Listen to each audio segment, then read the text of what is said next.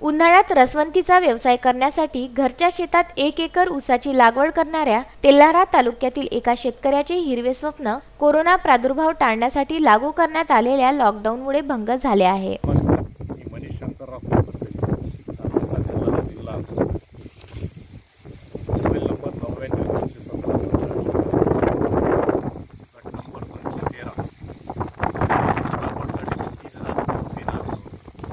मजुरी 10,000 खताचे 10,000 पाण्याचे असा मला 50,000 ते 60,000 होतं।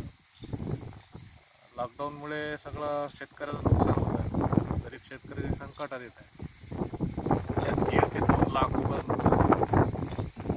तरी विशेष कार्यकारी अधिकारी लक्ष देऊन फुलाची पाकळी आम्हाला मदत करावी।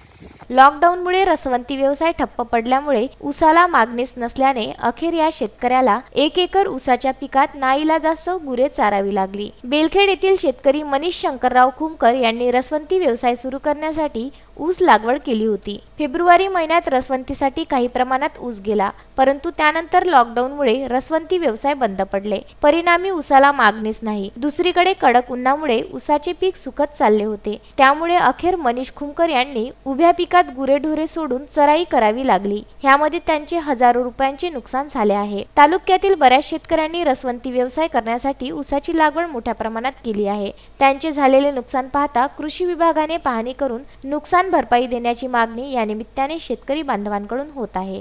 गुरुदेव इसमोरे, विदर्भ न्यूज, तेल्हारा।